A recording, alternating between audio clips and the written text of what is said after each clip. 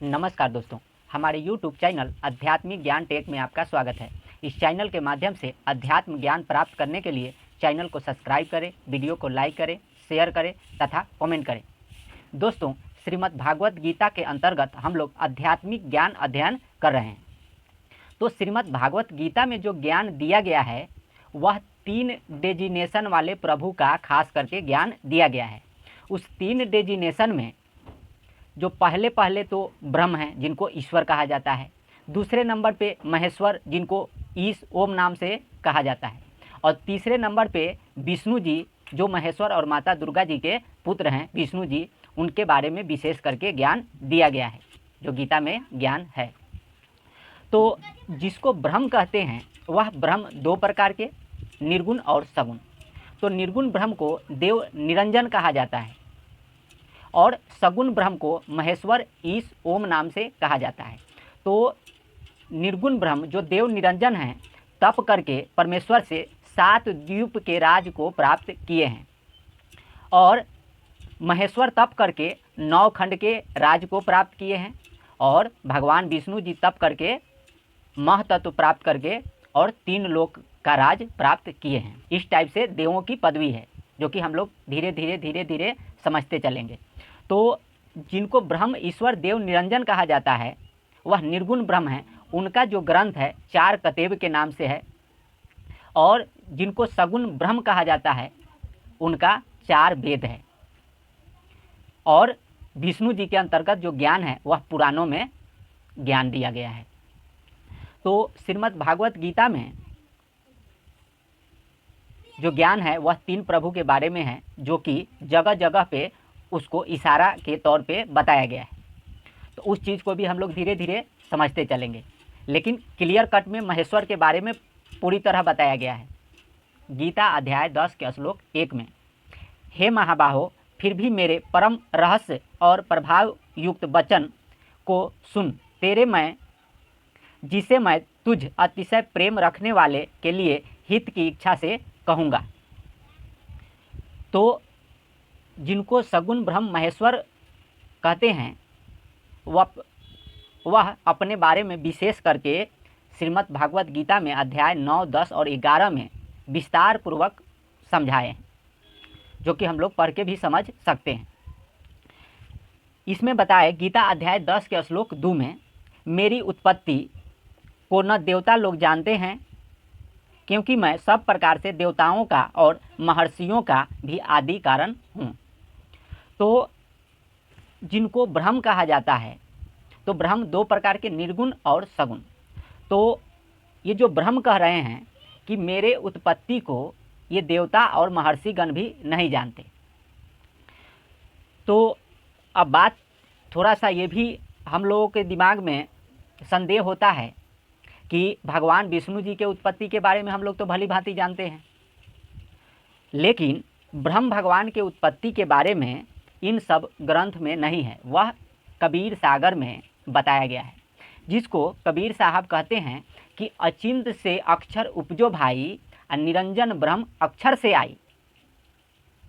अक्षर ब्रह्म से हुआ है, देव निरंजन ब्रह्म भगवान की उत्पत्ति। तो ये ब्रह्म भगवान की उत्पत्ति जो है वह अक्षर ब्रह्म से हुआ, और तब करके 7 द्वीप के राज को प्राप्त किए, और 7 द्वीप 9 खंड में इनका जो है सृष्टि है। तो यही बता रहे हैं कि मेरे उत्पत्ति को ये महर्षि जन और देवता गण भी नहीं जानते, क्योंकि मैं महर्षि और देवताओं से भी पहले से हूँ। ये ब्रह्म भगवान के कहने का मतलब ये है। फिर गीता अध्याय 10 के श्लोक 3 में, जो मुझको अजन्मा पिंड देश के सृष्टि रचना के पूर्व और इस लोकों का महेश्वर या ईश तत्व से जानता है, वह मनुष्य ज्ञानवान है, संपूर्ण पापों से मुक्त हो जाता है। तो ब्रह्म भगवान के उत्पत्ति के बारे में जो सही तरीके से जानता है वह तत्वज्ञानी व्यक्ति है, और ब्रह्म भगवान के उत्पत्ति को सही से जान करके सब पापों से मुक्त हो जाता है। गीता अध्याय 10 के श्लोक 4 और 5 में,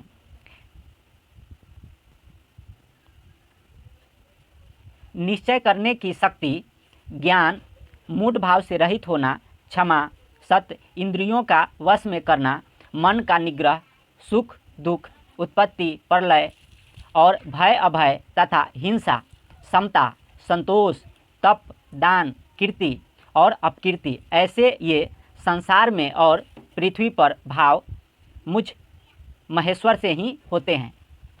तो ये जो भी यहाँ क्रियाकलाप, अस अपयश, कीर्ति अपकीर्ति, लाभ हानि, जो कुछ भी होता है वह ब्रह्म भगवान से ही होता है। गीता अध्याय 10 के श्लोक 6 में 7 महर्षि जन, 4 उससे भी पूर्व होने वाले सनकादि तथा स्वयंभू आदि 14 मनु, ये मुझ में भाव वाले मेरे संकल्प से उत्पन्न हुए हैं, जिसकी संसार में यह संपूर्ण प्रजा है। तो ब्रह्म भगवान के द्वारा जो सृष्टि का विस्तार है उसके बारे में बताए हैं कि ये 4 महर्षि जन और सनकादि और ये स्वयंभू मनु, ये सारे मेरे संकल्प से उत्पन्न हुए हैं। तो इस चीज़ को भी हम लोग समझ लेते हैं कि 7 महर्षि जन वो कौन कौन हैं। तो 7 महर्षि जन कश्यप, अत्रि, भारद्वाज, विश्वामित्र, गौतम, वशिष्ठ तथा जमदग्नि, ये 7 महर्षि हैं। और 4 सनकादिक, सनक, सनंदन, सनातन और सनत कुमार। फिर 14 मनु, स्वयंभू, सवारोचिस, उत्तम, तामस, रैवत, चाक्षुष, खवैवस्वत, स्वर्णी, दक्ष, फिर स्वर्णी, धर्म स्वर्णी, रुद्र स्वर्णी, दक्ष स्वर्णी, इंद्र स्वर्णी तथा ब्रह्म स्वर्णी, यह 14 मनु हैं। तो यह 14 मनु और 4 सनकादिक और सप्तऋषि यह ब्रह्म भगवान के संकल्प से उत्पन्न हुए हैं और ये लोग पिंड देश में सृष्टि का विस्तार किए हैं, जो कि ब्रह्म भगवान के अंतर्गत सृष्टि चक्र चलता है। फिर गीता अध्याय 10 के श्लोक 7 में, जो मेरी इस विभूति को और योग शक्ति को तत्व से जानता है वह अज्ञान और भक्ति योग से युक्त हो जाता है, इसमें संशय नहीं है।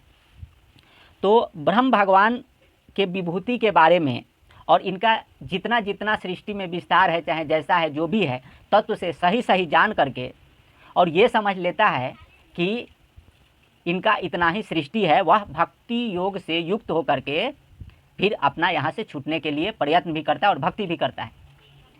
और ये भी जान जाता है कि यहाँ यज्ञ के निमित्त जीवन अगर जो हम नहीं जीते हैं तो सुखी नहीं हो सकते, क्योंकि ब्रह्म भगवान का कहना है कि यज्ञ नहीं करने वाले व्यक्ति के लिए मनुष्य लोक भी सुखदायक नहीं है, तो फिर परलोक कैसे सुखदायक हो सकता है। इसलिए यहाँ यज्ञ के निमित्त जीवन जीना, आध्यात्मिक साधना करना एकदम अनिवार्य है।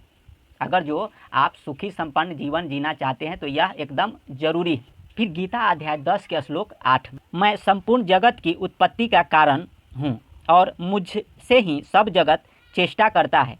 इस प्रकार समझकर भक्ति से युक्त बुद्धिमान मुझ महेश्वर को भजते हैं। ये जो महेश्वर हैं, इन्हीं महेश्वर के प्रभाव से सृष्टि के सारे जीव जंतु या मनुष्य समुदाय से लेकर के सारे प्राणी कर्मों में चेष्टा करते हैं और अपने अपने कर्मों का अनुष्ठान करके जो भी ख्याति है वो प्राप्त करते हैं। तो यह महेश्वर के कारण ही होता है।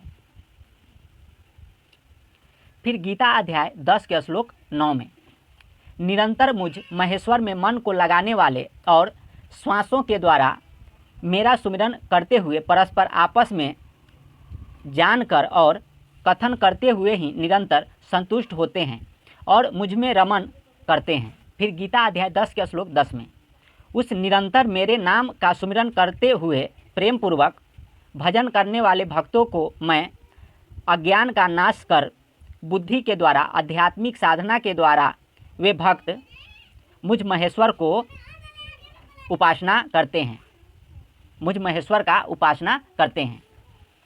तो ये महेश्वर के उपासना करने वाले भक्त के बारे में बताया गया।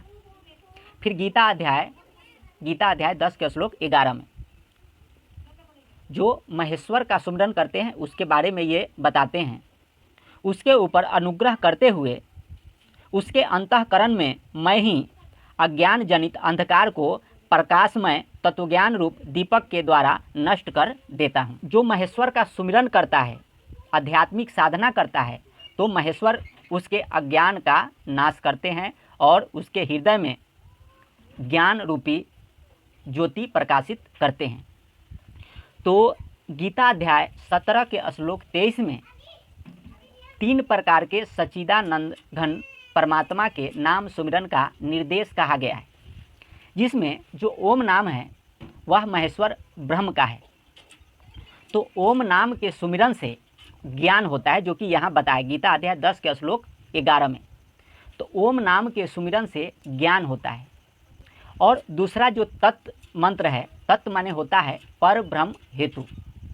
तत्व माने पर ब्रह्म हेतु या परमात्मा का जो नाम है, यहाँ गीता में नहीं बताया गया है, उसको वहाँ ऑप्शन खाली छोड़ दिया गया है, लेकिन स्क्रीन पे नाम आपको यहाँ दिखाया जा रहा है, जो कि आपको सुमिरन सीख करके आपको सुमिरन करना पड़ेगा। तो तत्व मंत्र का जो सुमिरन करता है उसको मोक्ष मिलता है। मोक्ष की आकांक्षा से तत्व मंत्र का सुमिरन किया जाता है। और तीसरा जो सत्य है, सत्य माने होता है वास्तविक, पूर्ण, सच्चा। तो जो सत्य नाम है, सत्य नाम के वास्तविक और सही सही प्रयोग करने से और सुमिरन करने से पाप का नाश होता है। जैसे सत्य नाम है परमात्मा का, उस नाम को अंतःकरण में यज्ञ के निमित्त प्रयोग करने से पापों का नाश होता है। तो सुकृत कर्म और यज्ञ में सत्य शब्द का प्रयोग किया जाता है, श्रेष्ठ भाव से सत्य शब्द का प्रयोग किया जाता है, तभी सफल होता है। तो बिना मंत्र के, बिना दक्षिणा के, बिना यज्ञ के आध्यात्मिक साधना सफल नहीं होता है। तो ये बातें भी हम लोगों को मालूम होनी चाहिए। और बात ये है कि भक्तजन इस संसार में आध्यात्मिक साधना प्रारंभ किए हैं या कर रहे हैं, तो उनको अभक्ष्य पदार्थ और दुराचार से बिल्कुल जीवन भर रहित रहना पड़ेगा। दूसरी बात यह है कि यह जो आध्यात्मिक यात्रा प्रारंभ है वह अमर लोक तक जाएगा, अमर लोक तक जाएगा आपको लेकर के। तो जिनको अमर लोक जाना है वह आध्यात्मिक साधना करें, और आध्यात्मिक साधना करते करते पहले मंत्र का जप करें और फिर आपको सुमिरन बाद में सिखाया जाएगा। और जीवन के ट्रेंड के हिसाब से पहला जन्म है विद्या, कर्म, धर्म, अर्थ, काम, मोक्ष। तो कोई भक्तजन या व्यक्ति भक्ति करना चाहता है और ज़्यादा से भी ज़्यादा उम्र हो गया है, वो भी भक्ति कर सकता है। और 5 साल 4 साल तक के बच्चे भी भक्ति कर सकते हैं, उसमें कोई दिक्कत नहीं है। क्योंकि जो ध्रुव, प्रहलाद, ये जो भक्तजन थे वो 4 साल 5 साल में ही अपना भक्ति और आध्यात्मिक यात्रा प्रारंभ कर लिए थे। तो ये हम लोगों के शास्त्र में भली भांति मौजूद है। तो डरने वाली बात है, साइड इफ़ेक्ट नहीं है, कोई इसमें आपको घाटा या नुकसान नहीं होता है। दूसरी नंबर बात ये है कि किसी का 85, 80 या 90 साल भी उम्र हो गया या अंतिम पड़ाव में भी है, और जिसको ज्ञान आता है, समझ करके अच्छा लगता है और कान में नाम उसको सुनाई दिया या समझ में आ रहा है, वो भी भक्ति कर सकता है। लेकिन उसमें जो पहला है स्टेप जीवन के ट्रेंड में जन्म, तो जन्म में आप जिस दिन से भक्ति प्रारंभ करते हैं तो उस दिन से आप डेट डाल लीजिए कि हम इस दिन से अपना भक्ति और आध्यात्मिक यात्रा प्रारंभ कर रहे हैं। तो उस दिन से आपको दुराचार और अभक्ष्य पदार्थों का सेवन, नशीली पदार्थों का सेवन बिल्कुल ही त्याग करना पड़ेगा और अपना डेट डाल करके आध्यात्मिक यात्रा प्रारंभ कर सकते हैं। और उस दिन से आपको 1 साल बाद फिर उसमें नेक्स्ट मंत्र आपको जोड़ना पड़ जाएगा। तो फिर 1 साल बाद आपको नेक्स्ट क्लास में फिर आपको प्रवेश मिलेगा। फिर 1 साल बाद फिर आपको अगले क्लास में प्रवेश मिलेगा। तो ये क्लास बाई क्लास ही चलेगा। और बात रह गया ये मंत्र सुमिरन का, तो मंत्र तो पहले ही आपको मालूम होना चाहिए, चल गया तो चित्त स्थिर रहेगा। लेकिन इसको सही समय पे आपको सुमिरन करने के लिए आपको इसमें बता दिया जाएगा कि ये मंत्र के बाद, ये मंत्र के बाद, इतने दिनों के बाद आप ये जब जप कर लेते हैं, सुमिरन कर लेते हैं, आप संयम में आ जाते हैं, फिर उस मंत्र को भी आप सुमिरन कर सकते हैं। तो ये सब काम आपको स्वयं ही करना पड़ेगा, क्योंकि गीता में पहले ही बताया गया है कि मनुष्य आपे अपना मित्र है और आपे अपना शत्रु है। अगर जो आप इस संसार सागर से छूटने के लिए प्रयत्न नहीं करते हैं, आध्यात्मिक साधना नहीं करते हैं, तो आप स्वयं अपना शत्रु हैं। अगर जो आप आध्यात्मिक और यज्ञ के निमित्त जीवन जीते हैं तो आप स्वयं अपना मित्र हैं। इसमें कोई आपको कोई जोर जबरदस्ती नहीं करेगा। तो चित्त स्थिर के लिए मंत्र मालूम होना चाहिए, लेकिन समय के हिसाब से सुमिरन करना पड़ता है। और समय के हिसाब से खेती करने से फसल भी होता है और अच्छा फल भी लगता है। तो धीरज बना करके भक्ति करना है। दूसरी नंबर बात यह है कि मन में संशय हो और मनुष्य सोचे कि हम आज भक्ति स्टार्ट किए और उम्र हमारा ज़्यादा है, फिर महीना दिन भक्ति सुमिरन किए, फिर इस संसार से हमारा जाना हो गया किसी कारणवश, तो हमारा तो फिर भक्ति छूट गया, अधूरा हो गया, हम किसी काम के लायक नहीं रहे। तो वैसा बात नहीं है। अगर जो आप एक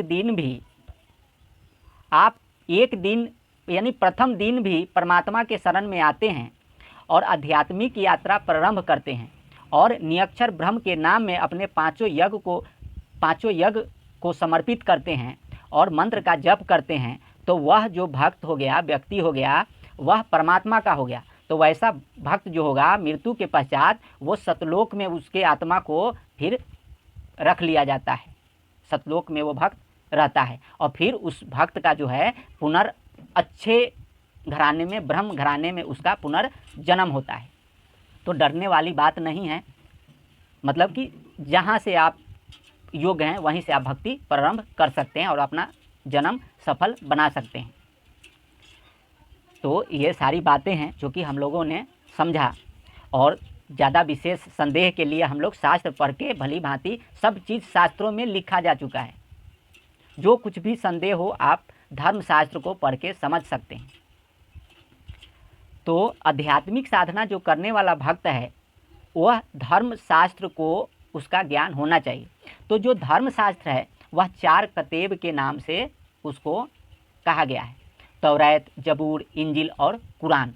तो इस ग्रंथ को पढ़ करके भी हम लोगों को समझना पड़ेगा और गीता को भी पढ़ना पड़ेगा, और जो भी आपको सदग्रंथ अच्छा लगे वो पढ़ के आप अपने ज्ञान को बढ़ा सकते हैं, आस्था को स्थिर कर सकते हैं। लेकिन सारे शास्त्रों का मत यही है कि वह जो पूज्य परमात्मा है वह अनादि ब्रह्म, निरक्षर ब्रह्म, अमर परमात्मा कबीर देव पूजा के योग्य है, और उसी परमात्मा के नाम में सुकृत कर्म और यज्ञ को समर्पित करने से भक्त का भक्ति सफल होता है और मोक्ष को प्राप्त करता है। मोक्ष भी बहुत प्रकार का होता है, उसको आगे चल के हम लोग धीरे धीरे समझेंगे। इसमें कितना भी हम लोग चर्चा करके समझे हैं, लेकिन इस पिंड देश के मुक्ति के बारे में भी हम लोग आगे चल के धीरे धीरे समझेंगे कि कौन से मुक्ति कहाँ तक जाता है और उसका क्या अभिप्राय है। तो यह सारे चीज़ हम लोग धीरे धीरे समझते चलेंगे, और इस टाइप के ज्ञान को देखने के लिए, समझने के लिए चैनल को सब्सक्राइब करें, वीडियो को लाइक करें, शेयर करें, कमेंट करें और आध्यात्मिक यात्रा प्रारंभ करें। मिलते हैं अगले वीडियो में, तब तक के लिए नमस्कार।